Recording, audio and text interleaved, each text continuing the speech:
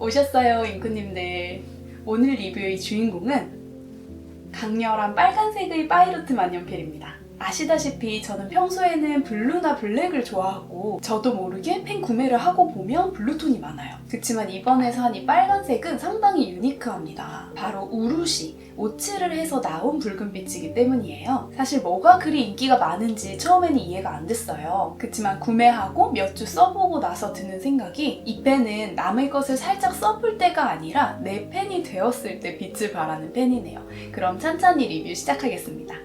이름은 파이로트 커스텀 845 주칠 우루시 레드. 파이로트 커스텀 시리즈는 제가 몇 주 전 리뷰했었죠. 그때는 74, 742, 743이 제일 메인 라인업입니다 라고 했었는데 845는 일반 라인업이 아니라 그것보다도 한 단계 높은 모델이에요. 체크부로 보면 743, 845가 같습니다. 차이는 완전 C가형인 74땡 모델들이랑 다르게 커스텀 845는 앞뒤가 플랫하게 되어 있죠. 모양만 보자면 헤리티지 라인이랑 오히려 더 가깝게 생각되기도 하네요. 그리고 앞쪽 끝에는 단정한 링 모양의 캡탑으로 살짝 장식이 되어 있어요. 개인적으로 이 쉐입이 아주 약간 뭔가 부족하다는 인상이 있어서 플랫한 845 쉐입은 아주 마음에 듭니다. 그렇다고 완전 원통형은 아니고 앞뒤가 살짝 좁아져요.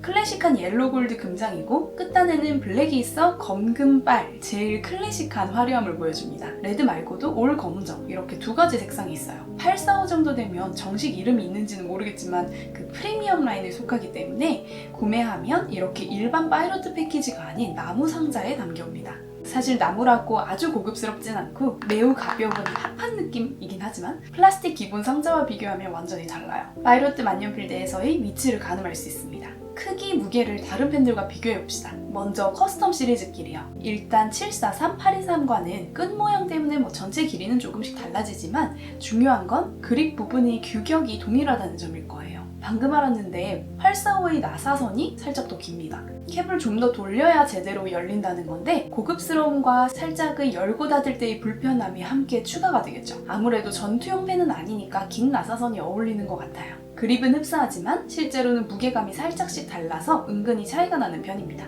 일단 743은 레진의 컨버터고 823은 레진이지만 플런저 필러, 안에 금속 심지가 길게 들어있어요. 845는 에보나이트 소재의 겉에 오칠을 하고 컨버터를 사용합니다. 무게는 대동소이하지만 743, 845, 823 순으로 무거워지고 823은 이 플런저 필러 때문에 뒤쪽으로 무게중심이 자리해요. 743, 845의 무게중심은 비슷한 정도라 아주 미묘한 무게에 따라서 본인에게 더 잘 맞는 펜이 다를 수 있겠습니다. 다른 펜들과 비교해보면 일단 M800 그립 굵기가 비슷하지만 845가 살짝 가늘어요. 그치만 M800이 훨씬 무거워서 잡는 느낌은 완전 다릅니다. 그렇다면 가벼운 편인 듀오폴드 센테니얼과는요 무게가 거의 동일하고 립 사이즈나 그립도 거의 비슷해요. 제가 듀오폴드 사이즈랑 무게감을 좋아해서 845도 마음에 쏙 드는 것일 수도 있겠네요. 빨간 펜이라 레오나르도 모멘토 제로 그란데를 데리고 와봤습니다. 닙도 펜 자체도 너무 커서 반칙이긴 하죠. 무엇보다 배럴 중간 부분이 너무 차이가 나서 쥐었을 때 양감이 아예 다르고요.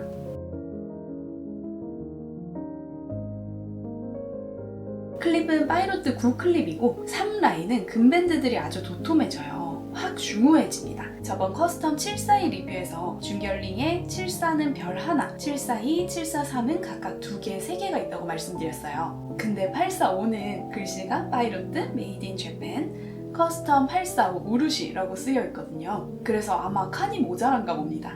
별이 다시 2개가 돼요. 하긴 5개 있으면 너무 무서울 것 같긴 하죠. 배럴 소재는 에보나이트입니다. 경화 고무라서 기본적으로 상당히 가벼워요. 그 위에 붉은빛 오칠을 해서 이 색감이 나오게 됩니다. 오칠은 한국, 일본, 중국 다들 예전부터 행해오던 기술이고 나라마다 조금씩의 차이가 있겠지만 중요한 건 어디서든 최고급 장인 기술로 인정받는다는 거예요. 영상 만들기 전에 오칠에 대해서 좀 찾아보았는데 한국에서는 전통적으로 나무에 오칠을 많이 했다고 합니다. 목기나 목재 가구에 칠하는 경우가 많았대요. 오칠이라는 건 온나무 진액을 표면에다가 발라서 건조시키는 거고 그렇게 하면 그릇이 거의 갑옷을 두른 것처럼 돼요. 일단 방수, 그리고 생활기스 원천 차단, 마지막으로 방충 효과까지 생기게 됩니다. 생활용품에 오칠을 하게 되면 갑자기 일상용품이 사치제가 될 뿐더러 기능적으로도 이점이 많았던 거예요. 그러면 파이로트사에서 만년필에 우루시 칠을 하게 된 이유는 무엇일까요? 이것도 그 시대를 알고 보면 이해가 됩니다.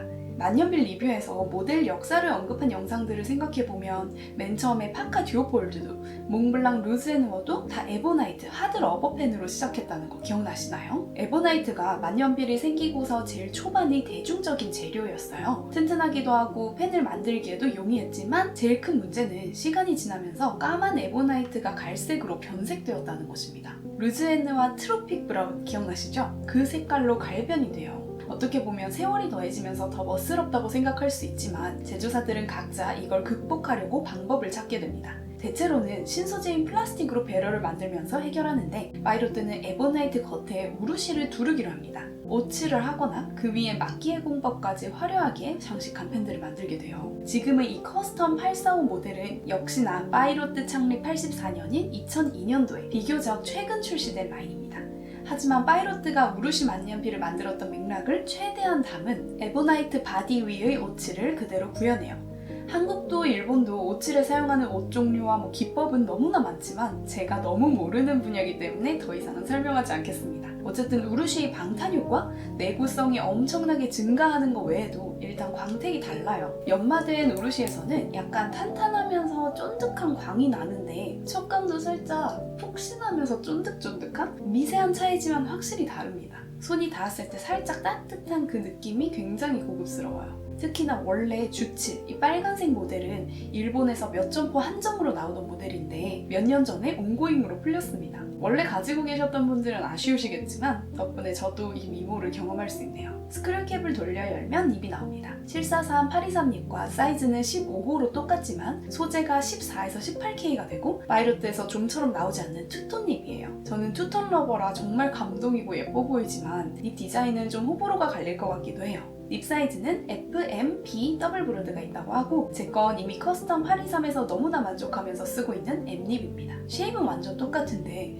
눈으로 보기엔 845의 티핑이 살짝 좁아 보이기도 해요. 이따 실제로 쓰면서도 비교해볼게요. 피드는 커스텀 땡땡3 친구들과 동일한 플라스틱 피드입니다. 제가 에보나이트 피드를 너무 좋아해서 그런지 몰라도 피드까지 에보나이트였으면 아주 오래전에 진작 샀을 것 같아요. 845 모델에서도 플라스틱인 부분은 여기 이 그립 부위입니다. 혹시 하고 찾아봤지만 최강 상위 라인인 우루시 모델도 플라스틱 피드와 레진 그립부더라고요. 피딩은 준수한 편이라 문제는 없어요. 개인적 바람입니다. 그리고 커스텀 845의 충전 방식은 컨버터 카트리지입니다. 823을 피스톤 필러로 쓰다가 845는 더 상위 기종인데 컨버터라 뭔가 갑자기 귀여운 느낌이 들지만 컨버터에도 엣지가 숨겨져 있어요. 바로 이것도 7이라는 점이에요.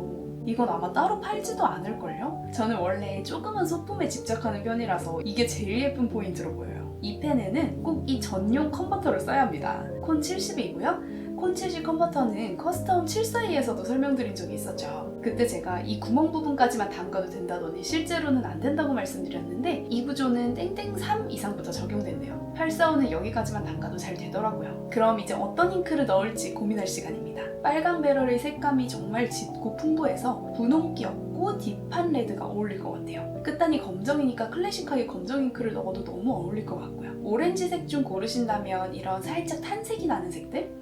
정석 레드라면 이런 것들? 완전 짙은 빨강을 원하시면 이쪽까지 커버 가능할 것 같습니다.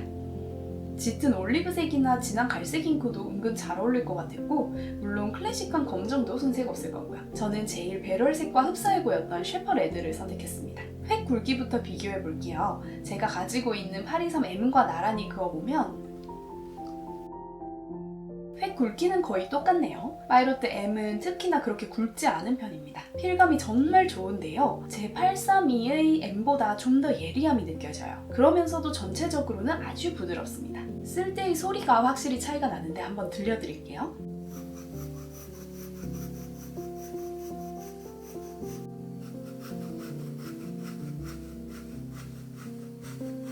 립을 클로즈업 했을 때 옆을 확실히 좀 더 쳐낸 편이에요. 그래서 획이 많이 굵지 않고 우람한 그 동그란 티핑의 필감은 아닙니다. 아래쪽은 특별히 각이 없어 한없이 부드럽고요. 옆은 날렵하고 위아래는 보드라운 필감. 오랜만에 필감만으로도 펜이 아름다워 보이고 대단해 보이는 경험을 했습니다. 좋은 펜이라는 건 익히 알지만 붉은색인 것도 그렇고 그리고 끝자리가 5로 끝나니까 5만엔대의 가격이란 말이거든요. 제일 중요한 애매한 가격대란 이유로 우선순위에서 자꾸 밀렸던 펜입니다. 그치만 실제로 보니 우르시 하는 이유를 알겠네요. 첫눈에 보다는 점점 더 은은하게 예뻐 보입니다. 특히나 다른 펜들 중에서 바디가 플라스틱으로 되어 있는 경우는 어쩔 수 없이 많이 마찰되는 부분이 불투명하게 마모가 된다고 해야 되나? 사용감이 많이 생기기 마련이에요. 근데 오칠은 그런 생활 마모나 기스에 거의 무적이라고 들어서 그런 부분들도 기대가 됩니다. 기스에 강한지 알아보려면 그만큼 열심히 써줘야겠죠? 제 컬렉션의 하나로 들어온 이 우르시 만년필이 앞으로도 오래 같이 할 생각을 하니까 설레네요. 시필 영상 첨부하면서 영상 마칠게요. 안녕!